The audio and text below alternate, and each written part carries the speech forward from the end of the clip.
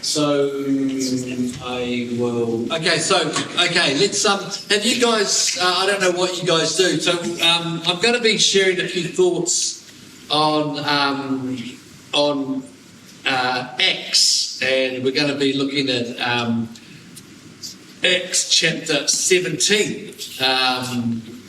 Paul in Athens. So I don't know, maybe you've memorised the whole, the New Testament, maybe you've bought your Bible, maybe you just want to look on your phone, Acts chapter 17, and we're going to be starting from verse 16. So I'll kind of flip around the passage, paraphrasing a few things, and then just verbatim talking about reading some of the verses that probably are just a bit more important. Okay, so and Tom, you keep an eye on me, and you do something really subtle, like cut your head or put you run your finger under your throat if you think I've gone too long. I'll try and keep a tab on my time. Okay. Yeah, cool. So I just want to read this. I think when we get together. I just think it's really good for no matter where you are, what part of the country, no matter what age you are, for God's people to be meeting around food. I just think that that's a really good thing to do, and I think that whenever God's people meet, I just think it's really good to read the scriptures and help each other help each other kind of understand, what the stuff means. I think that's a really good thing to do. So, I'm going to start. So, you guys know about this guy Paul, right? Paul, he wasn't one of the 12. He met Jesus while he was persecuting his followers, and he eventually became a very, very important guy. And we're going to be learning a bit about the different faces of this guy Paul, and the relevance of the places that this passage tells us Paul being in, the spaces. That's trendy language now, isn't it? The spaces, and how we got to do that. And I want to reflect just a bit about the relevance of this first century story for you. Bring it on. I'm not here to talk about me. I'm here to talk about you. And I'm only going to mention the aspects of my story that relate to this if I think it's going to help you guys navigate things out. Because all of us, no matter how young or old we are, we're nutting stuff out. It's just that what we're nutting out changes. Okay. So while Paul was waiting for them in Athens, now them is Silas and Timothy, and if you want to know about that, you can read the chapter beforehand, the verses beforehand. So Paul, at this stage, was walking around present-day Turkey with Silas and Timothy. They were his closest mates. They were his disciples. They were his apprentices. They were his supervisors. Paul, like many of you, was all about surrounding himself with young people. That's what he was all about.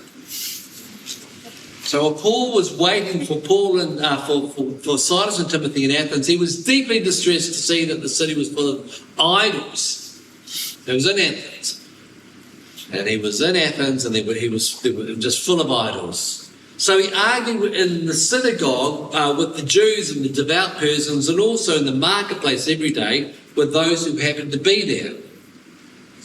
Also, some Epicurean and Stoic philosophers debated with him and said, "What does this pretentious babbler want to say?" Others said, "He seems to be the proclaimer of foreign divinities." This was because Paul was telling the good news about Jesus and the resurrection. Crazy stuff. So they took him and brought him to the Agapolis and asked him, "May we know what this new teaching is that you are presenting? Sounds rather strange to us. So we would like to know what it means." Now, all of the people in Athens and the foreigners living there would spend their time in nothing but telling or hearing something new. University town. Then Paul stood in front of the Agapolis and said, Athenians, or men and women of Athens, I see how extremely spiritual you are in every way, for as I went through the city and looked carefully at the objects of your worship, I found amongst them an altar with the inscription to an unknown God. What therefore you worship is unknown, this I proclaim to you. The God who made the heaven, the God who made the world and everything in it, he who is Lord of heaven and earth doesn't live in shrines made by human hands, nor is he served by human hands as though he needed anything, since he himself gives to all mortals life and breath and all things.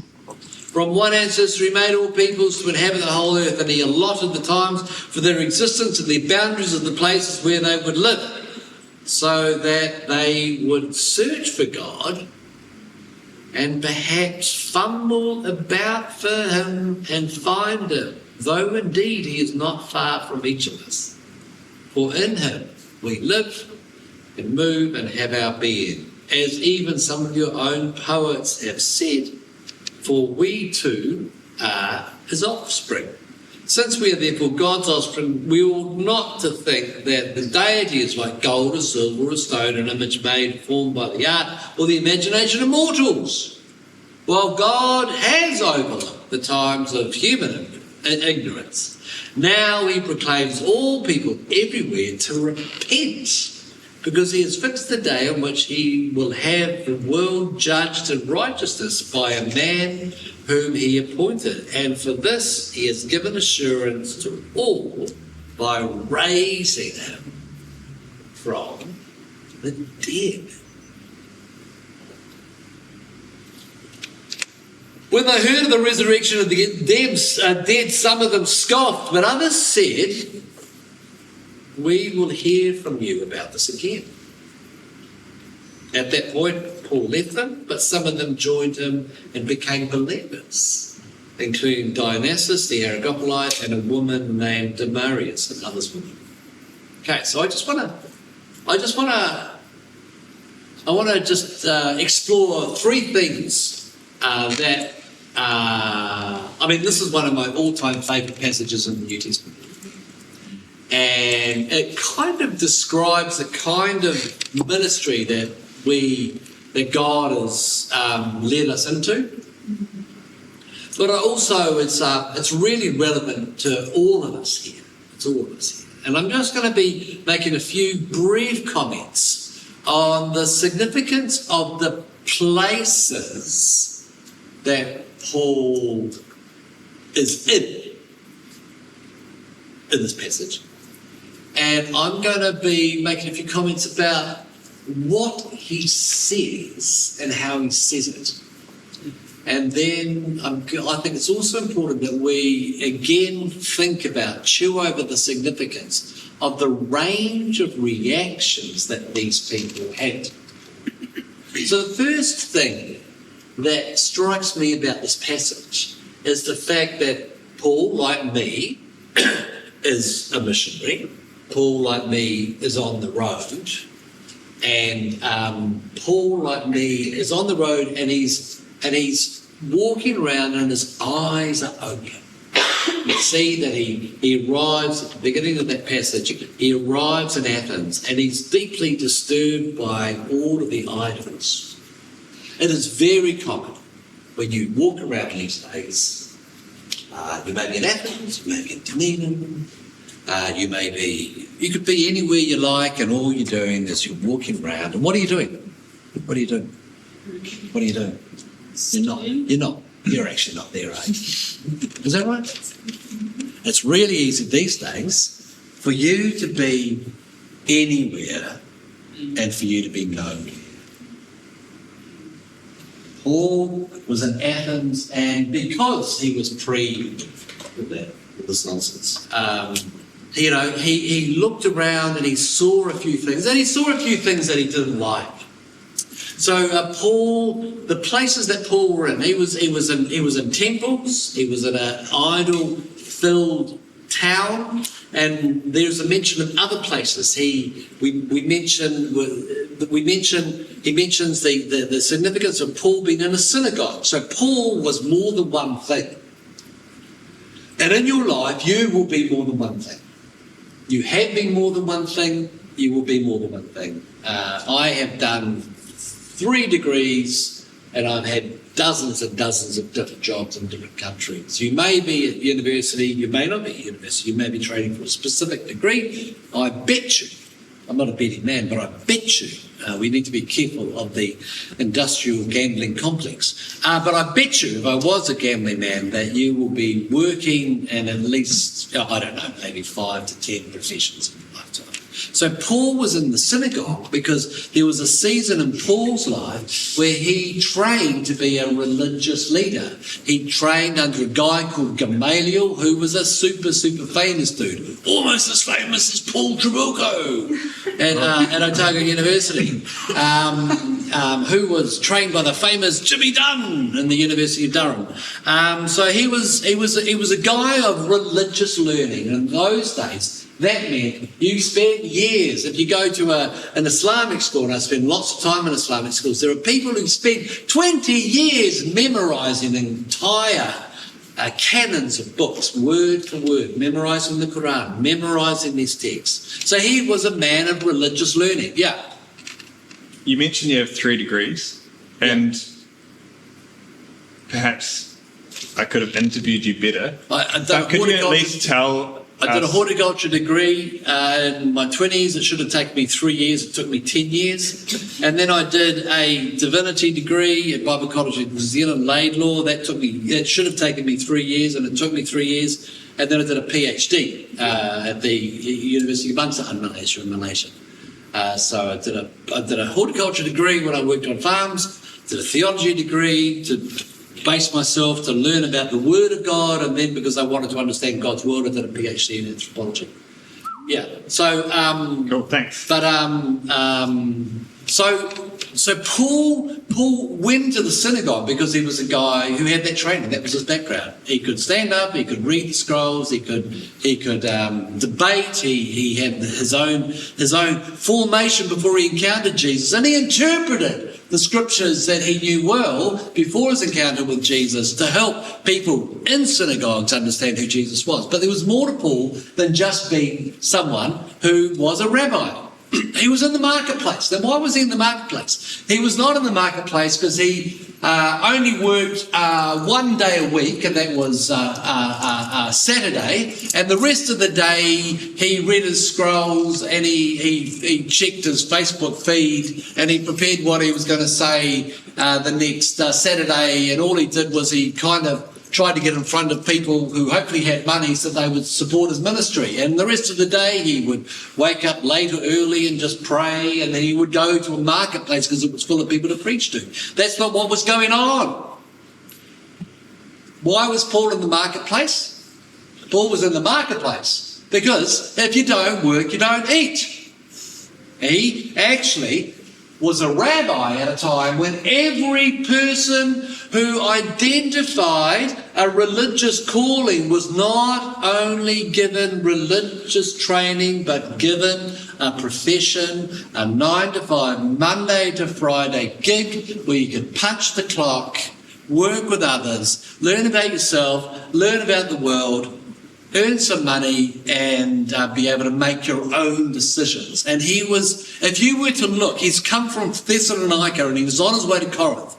Tonight, if you rip through 1st and 2nd Thessalonians, 1st and 2nd Corinthians, you'll see a cluster of references to work and labour.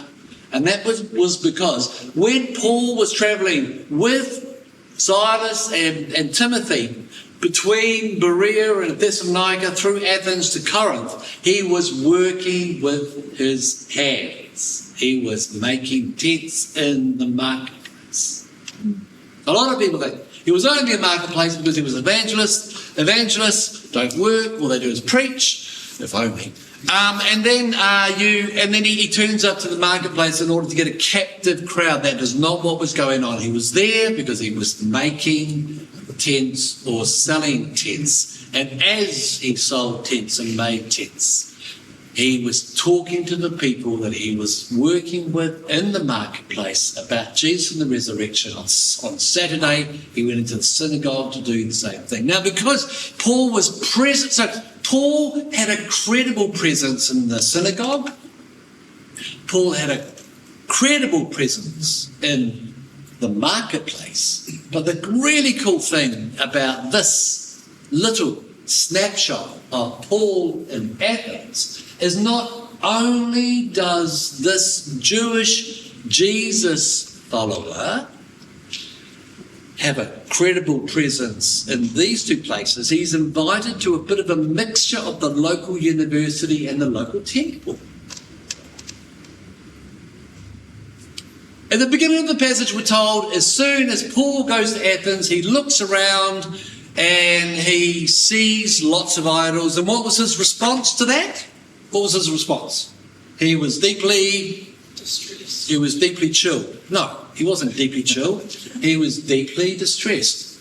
So isn't it interesting when Paul remarkably is invited, into the local temple, the local university, we hear you've been saying these things. We want to hear more about this. What does he say? Does he stand up and say, "You dirty, rotten, idol-worshipping scum"? Is that what he says? No. I can see you guys, are really religious.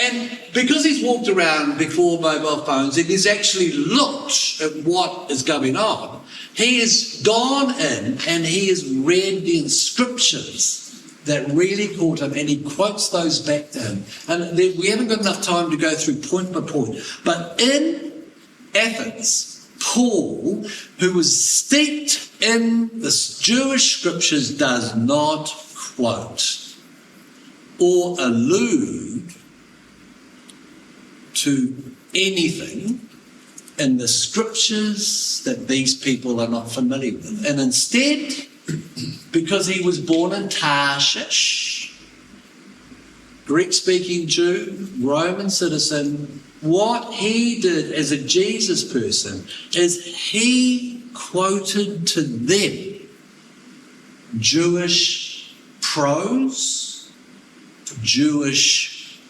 poetry, as a bridge to talking about Jesus and the resurrection. Now, isn't that remarkable?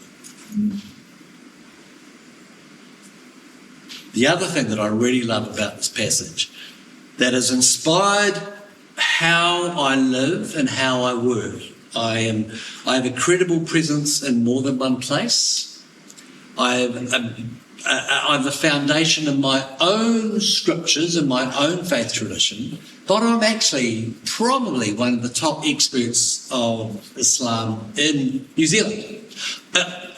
The New Zealander who is the expert in Islamic studies, probably, there may be one or two others, but my main area of expertise is in Southeast Asia. But, Paul really inspired me. After I'd done my theology degree, I decided, after living in a Muslim community for 3 years, I've really got to understand these people. I just don't understand them. And that led me, after living in a Muslim community, living very, very simply, eating in local gedai kopi. We've got some Malaysians here, roti canai, bagi-bagi, and, susu, so having that every day, I just realised I've really got to understand these people. And that led me to go and do a PhD at a Malaysian university under Muslim supervision. Didn't take myself to a Christian seminary and learn about Islam there, no. If I want to know about Islam, I go and ask Muslims to teach me. But I love this passage also, not only because it shows Paul having a credible presence in the marketplace, the synagogue, and in the temple. Not only because Paul demonstrates that he could move between his own tradition and their tradition, but the kind of range of reactions he gets when he does that in that way, in that place. And what were those reactions? The first reaction was what? What a load of bullshit. Basically, that's the first. Excuse the Gnostic paraphrase. You're welcome. So we'll delete the file, and sorry about that, Richard. I just need to... We're not streaming it, don't worry.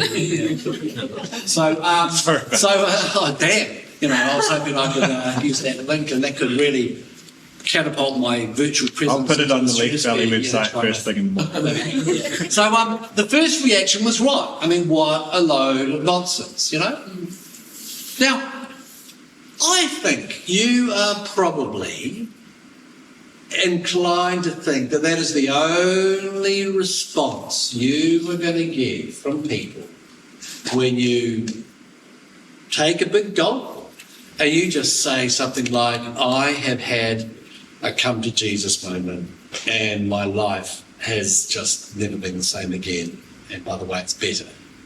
I think some of you may wrongly think that people, they may be Muslim fundamentalists, they may be Hindu fundamentalists, they may be Christian fundamentalists, that there's all sorts of secular and Muslim and Hindu and Buddhist fundamentalists who are full of confidence and arrogance and single-mindedness, and they just think that, anyone who is not them needs to be put in their place. And we can see from this passage that is just simply not the case. That was only one of the ways that these people in Athens that had never heard about the person of Jesus and of this thing called resurrection. That was only one of the responses. So sure, some said, what a load of nonsense, what is this babble talking about? But what were the other responses? What was the other response? And who's got to tell me? Some said what? Listen to you again. What did they? What was that? We'll listen to you again. We want to hear about this again. Isn't that cool? So that's first base thinking. Your job is just to get to first base. Who's watched that film Moneyball, about Brad Pitt Moneyball, about kind of some kind of really clever maths people who do these algorithms about actually how you win baseball games? And what's the thing? It's all about what? It's all about getting onto first base. All you have to do is to stack the bases. Don't try and hit a home run. Just get onto first base. You do that incrementally and you write it. And isn't that amazing? I want to hear from you again about this. And I want to tell you that I have got dozens and dozens, countless and countless and countless, mainly Malay Muslims who have said that to me. I want to hear from you again about this. And they say they want to hear from me again about this for the simple reason that I didn't say everything.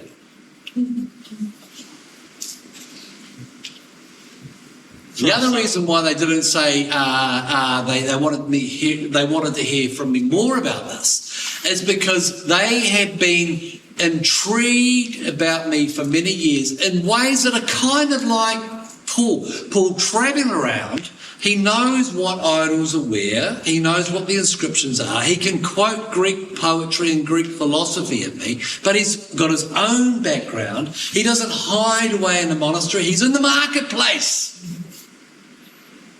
He's at the synagogue on Saturday, but he's at the marketplace if you want to know where he is. So, one of the things I do every day, when I used to live in South Thailand permanently, every day I was at a specific coffee shop. Every day, from certain time to certain time. And I was at another coffee shop in the afternoon, every day, for the simple reason. I am not about getting people to where I want them to be, including to a church. That's not what I'm about. We need to have the confidence to get out to a place where it's an even playing field. People come in and they have all sorts of things they want to say, But, the last thing in this passage, which again shouldn't surprise us, we kind of think, listen, these days in the world today, Muslims don't believe in Jesus anymore. Christians become Muslims. Muslims never become apostates. Muslims never change. Muslims never change their beliefs. So we talk about these two people at the end of the passage, two people that Paul interacted with. So there were a whole pile of people who said, what a load of rubbish. Others said, we want to hear from you again. But there were others who believed. If you were to go on to the internet and look up atheist Muslims or ex-Muslims on the internet, you would be blown away about the countless thousands of Muslims who are saying, I'm done. I'm out.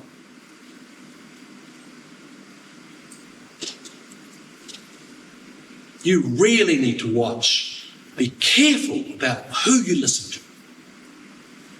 Whether they be, beautifully, impeccably dressed pastors and missionaries and ministers who don't stand up in dungarees. This decade is the decade of the dungaree.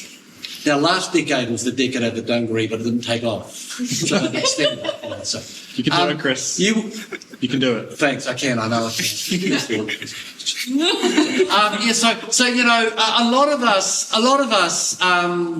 A lot of us place are just not that concerning about the things that we read, the things that we listen to, the things that we subscribe to. And again, what I love about this picture of Paul, this is a guy who will not, he's on the road. He's on the road. He's got his eyes open. He knows what's going on. He knows the text, his own text, he knows their text, he's seen the idols. And with everything that he's learned over the years, including his day job, some of you may be called into missionary service the way that I am. But I'm telling you, my life is boring and overcommitted like you. Having a day job is one of the best things that you can do if you are wanting to live and work overseas, and it's for the simple fact that most people are better human doings than human beings. It is not, you do not need more time. You do not need more time to do what God is calling you to do. You need to learn to use the time that God gives you. So these are just some of the ways, we lived in South Thailand for 10 years. At the beginning of those 10 years, we didn't really have an idea about how we were going to do this job as a missionary. And that led me into working into universities like the Agapolis, led me to be the oddball who is invited to talk about stuff that is strange. But, Muslims just love that. When you tell your story, I had this problem. I prayed and God answered in this way, and this is how. They can't argue with that. And I just want I want to challenge you guys to set yourself the task about being engaged in the places that you are, like Paul. Set yourself the task of having a credible presence in more than one place. One of them may be at the university now. One of them may be at a sports club. It may be in it may be in a voluntary organisation. It may be, who knows? I don't know. But having a credible presence in more than one place, and then looking for the opportunities to tell your story to the people that God leads you, your marketplace, your synagogue, and your Agapolis. And don't be surprised if some may say, well, a load of nonsense, you've just confirmed everything that I've been told about you, Jesus people. But there will be people who will not only say, I've never heard that before, and I want to hear it again. Can we meet again? And you should not be surprised that some will say, finally someone has told me, explain things in the way that I can understand, and I will believe right here, right now.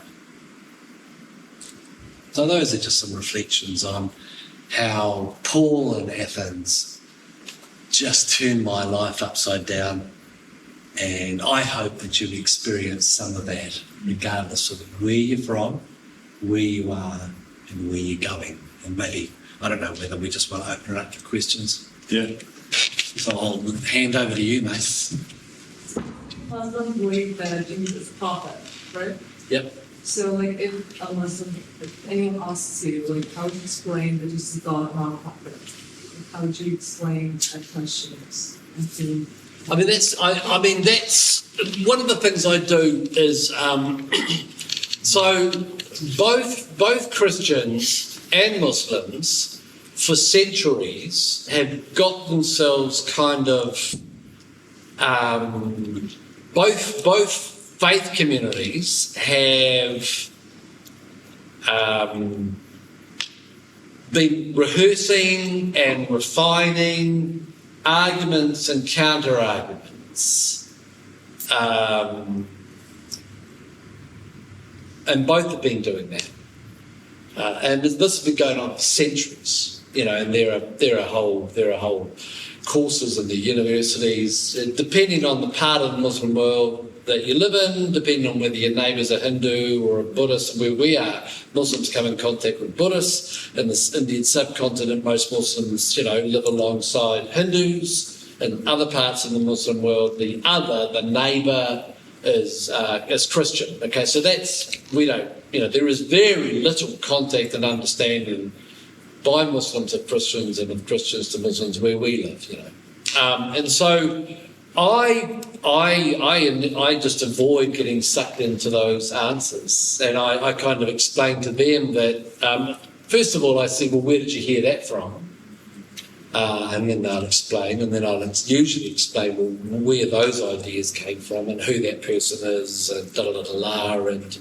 and and then I'm not the kind of guy that you want to talk to if you want to have an argument. If you want to have an argument, you want to be rude, you want to, I don't tend to have these discussions with young women. I have it, usually with young men and sometimes older men. And so with younger men, I can be a bit cheeky, and I can just say, listen, mate, if you're just wanting to show off what you learned, a couple of days ago on the internet when you were on some cyber kind of shack, kind of, Ustad YouTube kind of thing, if you just want to show that off, then that's just fine. Go off on the internet and talk to someone that you're not sitting in front of. So I just say, mate, I don't argue, but you and I have got the same problem.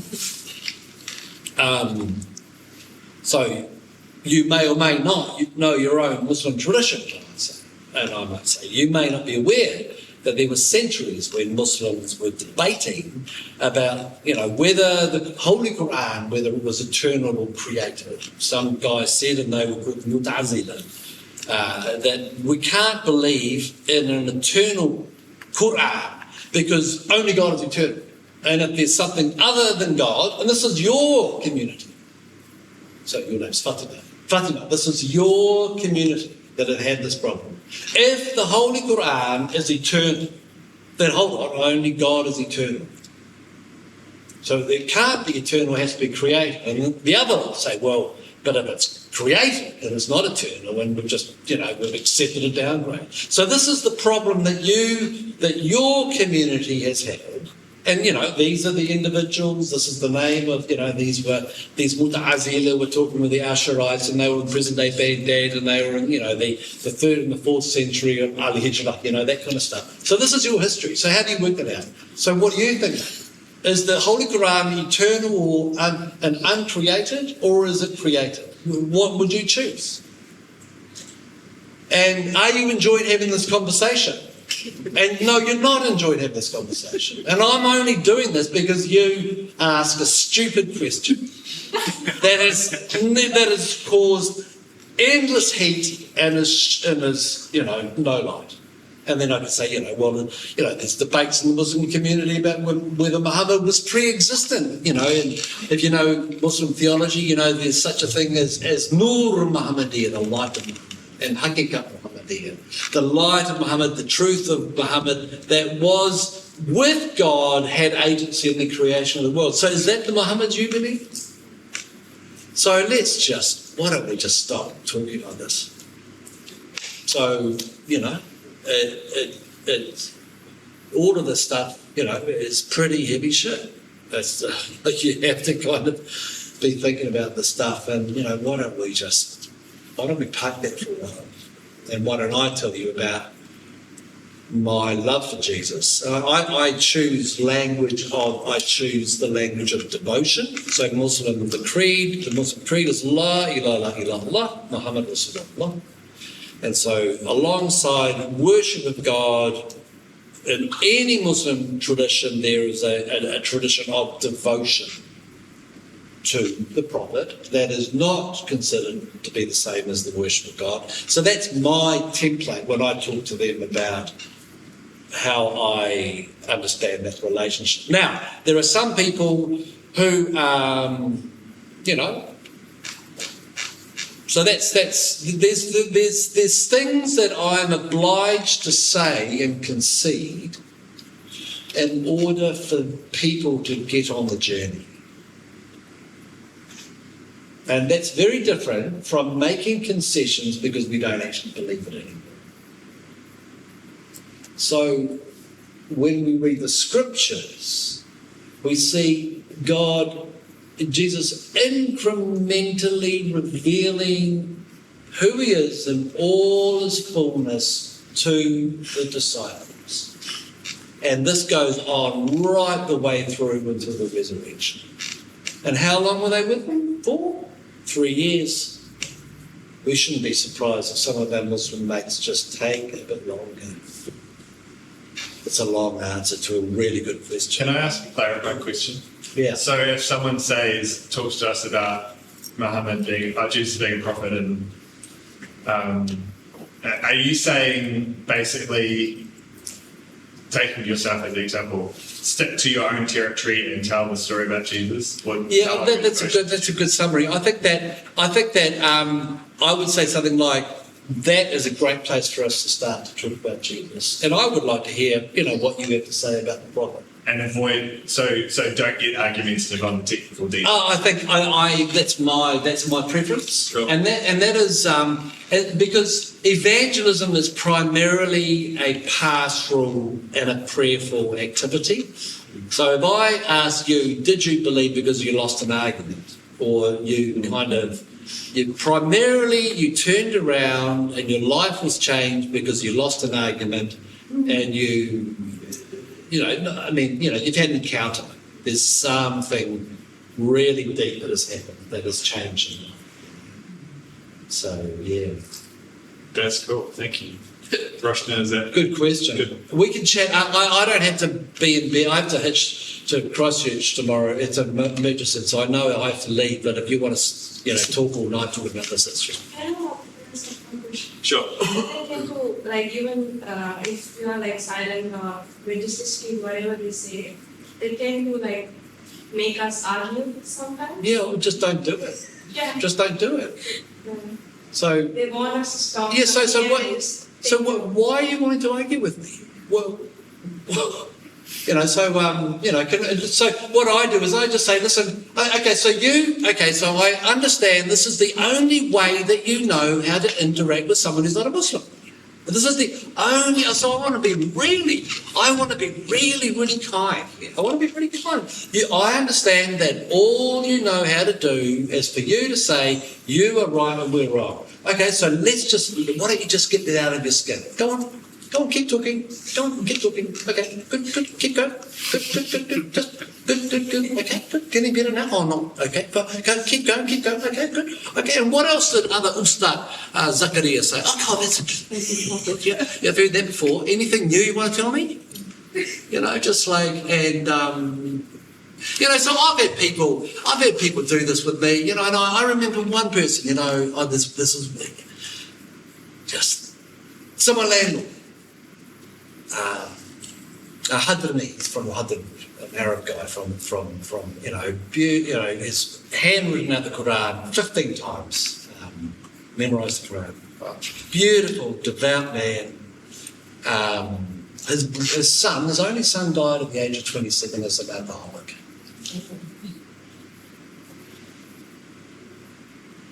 Yeah, so I've had these guys. I've had some big converts. I remember being on an island. I was actually doing research, and this enormous big bodybuilder from Malta, huge. I mean, his biceps are as big as my head. And he had a picture of Jesus on one bicep and of Mary on the other. And he came up and he greeted me and as a Muslim, and I greeted him as a Muslim, and he said, "When did you accept Islam?" And I said, "I haven't." And he said, "Well, why not?" He says, "Well, why did you become a Muslim?" And he says, and he kind of wanted to grab my phone and he wanted me to put a URL in and get me to watch a YouTube thing, and I just said, "Bro, this is bullshit. Why are you doing this? We're having a conversation. Why are you? Well, I'm not going to watch that. I'm not going to look at that. I want to hear your story." And he says, I realise that the Christian scriptures have been corrupted and the Jewish scriptures have been corrupted. And I said, "Bullshit. That's not the reasons you became a Muslim." And he evaded, and I just put my finger in his nose and I just say, "Why are you wasting my time? Why won't you tell me why you became a Muslim?" You know what he said to me? He said this. He says, "I became a Muslim because my grandmother took me to Mass when I was a kid, and the Mass was full of old women, and one day I went into a mosque and it was full of young men, and they taught me how to pray."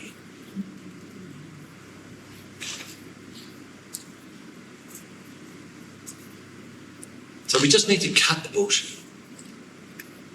And my experience is that, there is a persona that is mandated by insecurity and maybe arrogance, maybe pride, maybe honour, and there's an enormous amount of energy pushing people away, keeping the safe difference, not thinking things that may, be told, be warned about. And at the same time, enormous spiritual needs of having a fear of death, a fear of evil, protection, the need to uphold the honour of the family, which for many Asian families it's very important. Some of you Kiwis, don't know a thing about honour. Shame. How do you spell shame again? Is it with a C or an S? So getting down to brass tacks. Yeah. Getting to the heart of the head. Over this way. Oh, I don't mind. We had two questions. Yeah. Start with one. You're only allowed one, mate. They just get two, but Stick to the No, you can do two. It's all right. Or 1.5. Okay. So, when you're in the coffee shop, Yeah. what next? What sort of questions do you ask, and who do you? I don't know. Well, it depends on that. I mean, I don't go with I don't kind of start off on a Monday morning and set myself up, KRAs, key result areas, and then morning, noon, and night KPIs, and I don't punch that into a spreadsheet. I don't kind of spin that into SBS and kind of have a graph, and I don't have a gigantic Gantt diagram. It's being present. It's just being out and being present. And the problem is that we are losing the art of being present. We are in our rooms in front of our screens. So it's just being present and having a prayer life. I've seen the hand. I see the hand. Having a prayer life that is always asking God, where are you working? Where are people itching? And the problem is that, there are some missionaries who have their greatest hits they want to smash out. They've got something to say. But, I've really realised, and it's partly because, you go to a seminary, you're taught how to preach. Some missionary training colleges will teach you what to say. So if someone says that about Jesus, you say that. So everyone, so I just don't believe in that. I just don't believe it. I haven't seen God bless that at all. I just think that I had to do a PhD in anthropology to really, really understand how to listen and to be listening prayerfully. And, there is just something, and people will see this. There are some people, who are just such profoundly gifted listeners, and they will ask questions and they will get them to say one thing after another. Tell me more about this. Tell me more about that. And so I go into a coffee shop, with an idea. If I have the opportunity, I want to tell people about this incident or this answer to prayer or the story that I read in the scriptures, the day before, or something that I read about their own tradition. But it starts by just being present, by just getting there. When I'm in charge of orientating new missionaries, and some of them I just have to say, you are not to eat at home for the first month. Breakfast, lunch, because in Southeast Asia it's cheap as chips, But about the coffee shop. Yeah, that's right. Yeah, so just a local coffee shop. You can have some Joll, you can have some, nasi air, you can have, nasi grabu, nasi dage, on the East Coast. So it's cheap as chips, it's cheaper to eat out, but you do that every morning, noon and night. And if you do that for a month, you'll have a whole pile of people. You'll be inundated with people who just want to hear your story. And you might sit with a few, doofuses who don't want to do that. But you just kind of So you use a lot of present testimony of what God's doing in your life right then. Yeah, just tell stories. Tell me about what you do. Yeah. Do you, Jesus taught us, lead us not into temptation, deliver us from evil. What does evil look like for you? What are you tempted in doing? Just cut the crap. Just go to the heart. And sorry, that wasn't my actual follow-up question. Oh, sorry. Okay. No. Can we come back to it? Yeah. Oh, I'm sorry about that. That's right. Technicality. You four. Have you got one? Not necessarily, but I'd be interested to hear about being overseas for such an extended amount of time and having all these discussions with people from a differing sort of worldview.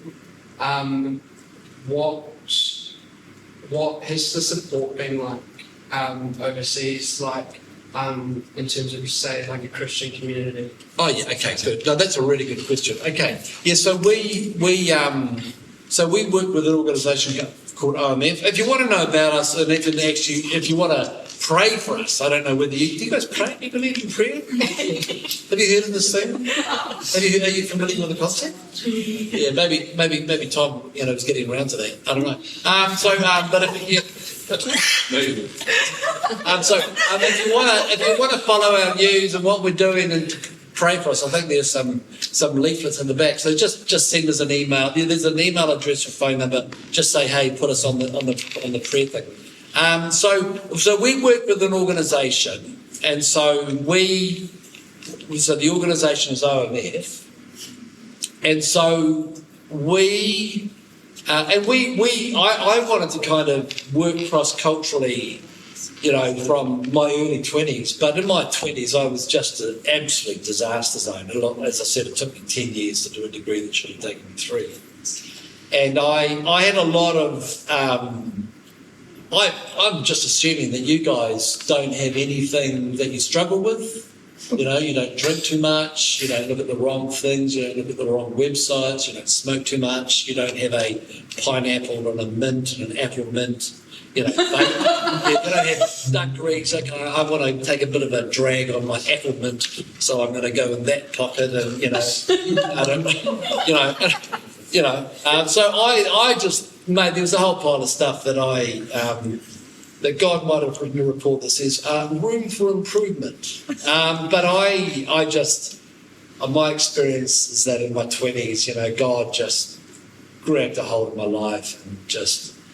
But so we're not lone rangers. So we work with an organisation who vetted us and who sent us and support us.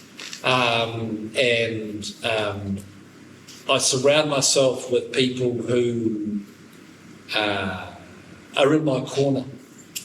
So I'm not a lone ranger. And those are really good practices, yeah.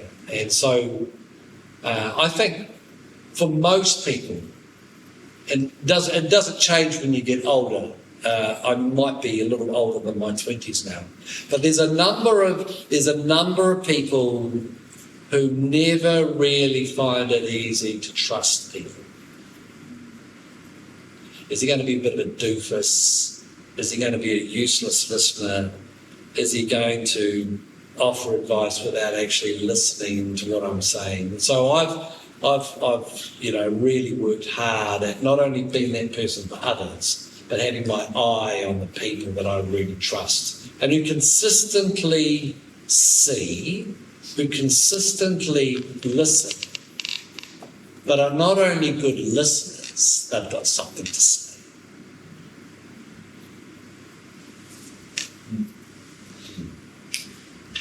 Thank you. Group up the back. Okay. Hello. Thank you so much for your share. I love to hear you speak. And it's been really hard to find a question, but I've landed on one, just wanting to probe your perspective a little bit more on things. Yeah. What would you love to see the church grow more into, see enhanced within the church? Whether it be in your context, whether it be New Zealand, whether it be the church globally, what would you love to see enhanced in the church, and what would you like to see the church grow out of? So grow out of is no longer be that, but to be this. Okay, I think that the big crisis here and now is the need for God's people to kind of do what I'm concerned about. The lack of confidence in the gospel. I'm concerned about the timidity. How easily people, to me, appear to be reluctant to engage. So just having what I would refer to as there's two poles: confidence and clarity, kindness and compassion. Okay, so I think that there's a real need. I'm really into working out and embodying what it means to have a compassionate kindness and a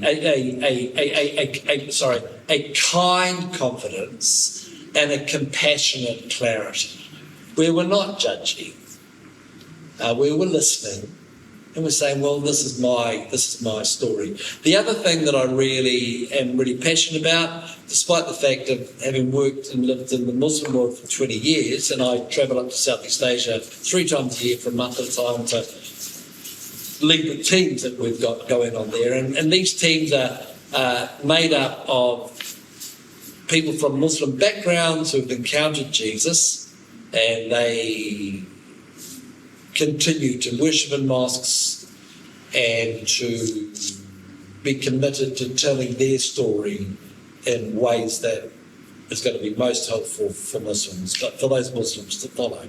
But we've lived and worked in Christian communities in New Zealand, and I think that the big challenge for Christians now is to closely align themselves with meeting the needs of the poor.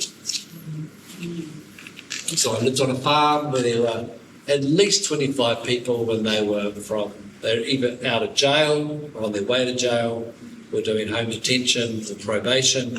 They were addicts, alcoholics, drug addicts, struggling with mental health, and because of all of those vulnerabilities, were at some stage before coming, living in their cars or living in sand dunes.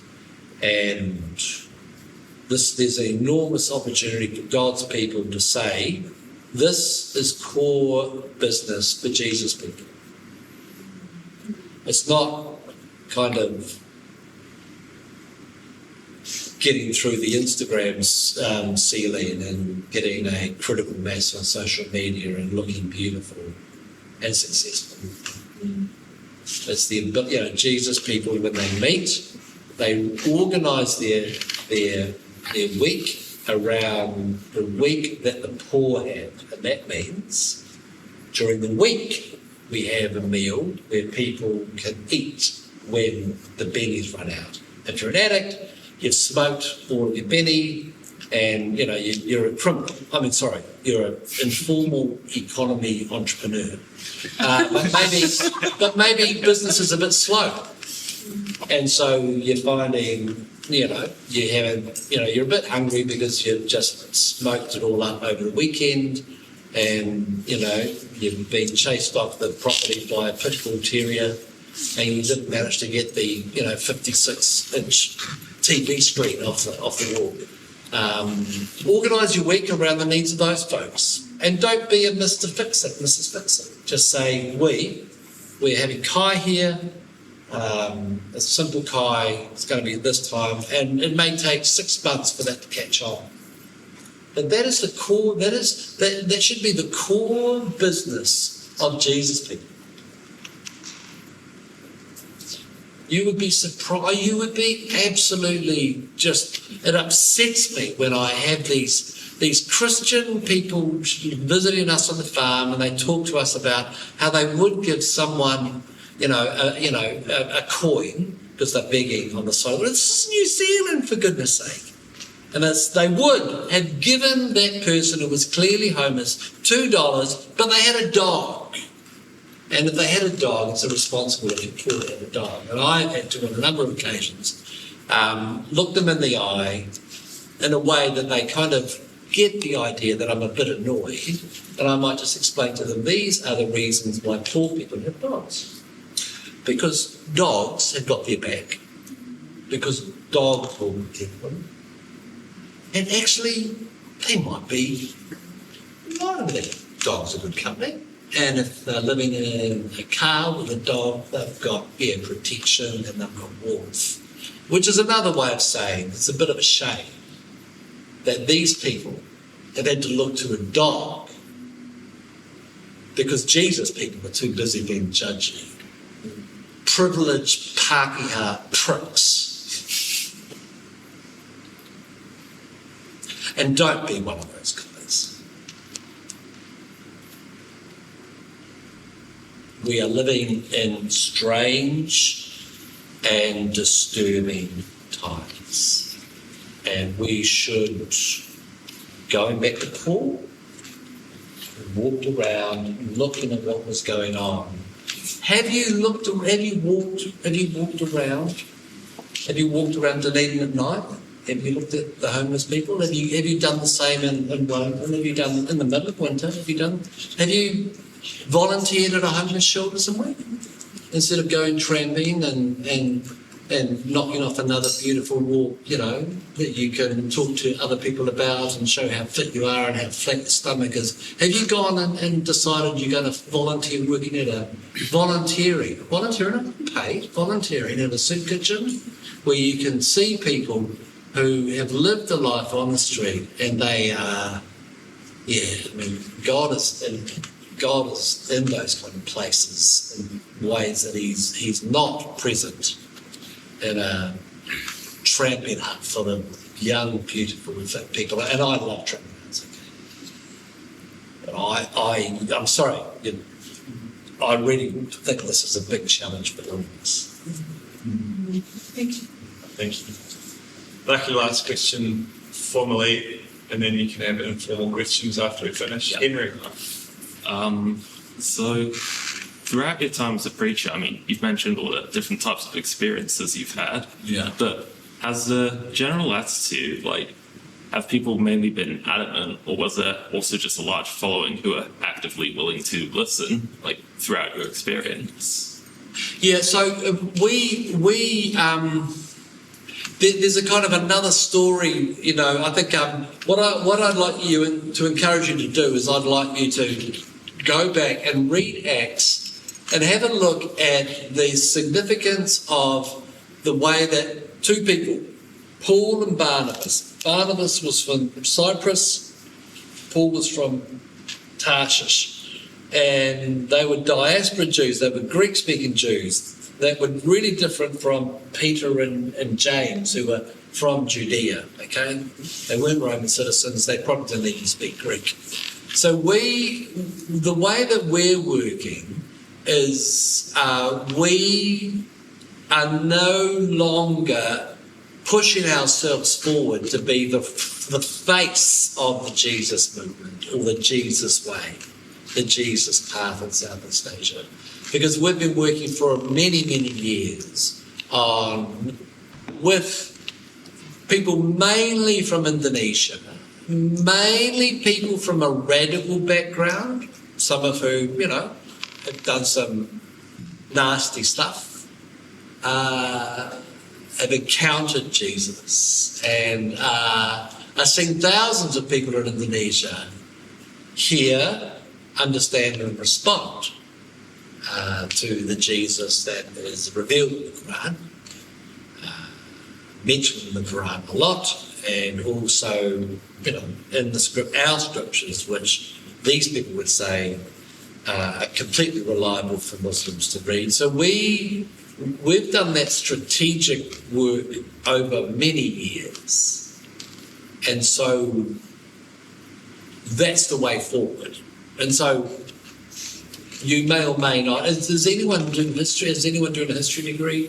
You're doing a history degree. Okay, so good. This is really good. Okay, so in the Bay of Islands, CMS missionaries, CMS, Church Missionary Society, Anglican Evangelical Mission. Okay, so in 1834, there were 6 CMS missionaries, all of them, Pākehā, from the UK, working in Northland. Okay. 10 years later, there were 12. Hallelujah. Double the number. So in 1844, there were 12, but that's not really what's significant. In those first 10 years, there were now also 190 Māori evangelists working with these 12 missionaries. 10 years later, the 12 missionaries became 24. 6, 12, 24, doubling every 10 years. But in those second 20 years, in 1854, there were between 490 and 550 Māori evangelists working with these 24 missionaries. So that's where we're going. Because when someone familiar says something strange to us, it's just normal for people to respond in very, far more open ways. And so, if you wanted to, I could show you on my phone. There's an ustad that's been travelling through South Thailand. We've arranged his itinerary. I've got 2 students. They are my postgraduate students. I supervise postgraduate students at University of Kebangsaan Malaysia and the Institute of Ethnic Studies. And all of them are believers, and they believe and they call upon the name of Jesus. They may come from Muslim families and they pray at the mosque on Friday, but that is who they call upon. I can show you photos of young Muslim men asking to be blessed by him, and he is opening up and leading preaching sermons where he is reminding them about what is said in the Quran about Jesus. And I can show you those photos if you like, but I'm not going to show them because it'll be done. Yeah, but we can talk about that. Thank you for your wonderful questions and for your engaged minds and hearts. Thank you, Chris, so much for sharing. Yeah, I appreciate the invitation, honestly. It's been a real joy. Yeah, it's been fantastic. So please, can we give Chris a thank you?